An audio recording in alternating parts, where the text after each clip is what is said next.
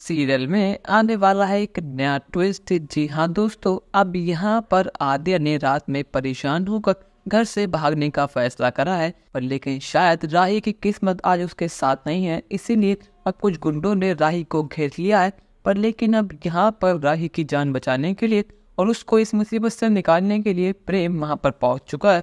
अब यहाँ पर प्रेम अकेला है और वो गुंडे बहुत सारे हैं। अब यहाँ पर वो सारे गुंडे प्रेम पे भारी पड़ने लगते हैं, पर लेकिन यहाँ पर किसी और की भी एंट्री हो चुकी है जिसने प्रेम और आद्या दोनों की जान बचा ली है।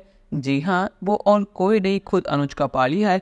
यहाँ पर अनुज जमकर उन सभी गुंडों की क्लास लगाता है और उन गुंडों को अपनी जान बचाने के लिए वहां से भागना पड़ता है। पर लेकिन यहाँ पर राही ये सब चीजें देखकर बिल्कुल सहम गई है, जिसके चलते वो बेहोश हो चुकी है। अब यहाँ पर प्रेम और अनुज आद्या को उसके घर लेके जाते हैं, पर लेकिन यहाँ पर अनुज को पता ही नहीं है कि आखिर वो असल में कौन है, क्योंकि उसने अपनी याददाश्त खो दी है। यहाँ पर अनुज कापालिया अब अनुज कापालिया नहीं रहा, उसके सामने उसकी बेटी है, पर लेकिन उसको ये पता ही नहीं है कि ये उसकी और अनुपमा की बेटी है।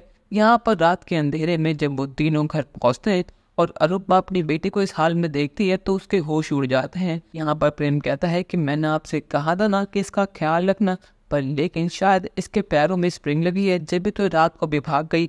पर लेकिन भला हो उस आदमी का, इसने हम दोनों की जान बचा ली, वरना आज मेरी बहुत पिटाई होती और ना जाने क्या हो जाता। अनुपमा कहती है कि आखिर वो आदमी कौन है, मुझे उससे मिलना है, मुझे खुद उसे थैंक यू बोलना है। अब यहाँ पर जैसे ही अनुज घर में कदम रखता है तो अनुपमा के तो होश उड़ जाते हैं। यहाँ पर अनुपमा सभी घर वालों को जगह देती है और जब सभी घर वाले अनुज को अपने सामने देखते हैं तो उनके भी होश उड़ चुके हैं।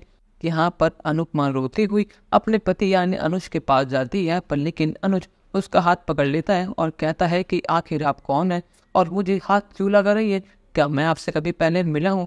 और ये शब्द सुनने के बाद ही अनुपमा का दिल हजार टुकड़ों में टूट चुका है। यहाँ पर अनुपमा को यकीन ही नहीं होता कि उसके अनुज ने उसको पहचाना ही नहीं। यहाँ पर अनुपमा लाख कोशिश करती है, पर लेकिन अनुज कहता है कि शायद आप जो समझ रही है मैं वो हूँ ही नहीं, शायद आपके पति की शक्ल मुझसे मिलती होगी, पर लेकिन मैं आपका पति नहीं हूँ। और इतना कहने के बाद अनुज वहां से चला जाता है। अब यहाँ पर सभी घर वाले अनुपमा किस्मत को ब्लेम करते हैं और खुद अनुपमा को कि अनुपमा किस्मत में प्यार लिखा ही नहीं है और 15 साल पहले ही अनुज मर चुका है। पर लेकिन यहाँ पर अनुज अपने याददाश्त को बैठा है, क्या यहाँ पर अनुपमा अपने अनुज की याददाश्त वापस दिला पाएगी और क्या इसी के चलते आद्या और अनुपमा का रिश्ता फिर से मजबूत हो पाएगा या फिर नहीं। अपनी राय हमें कमेंट सेक्शन में जरूर बताइएगा और चैनल को अब तक नहीं किया है सब्सक्राइब तो कर लीजिए। धन्यवाद।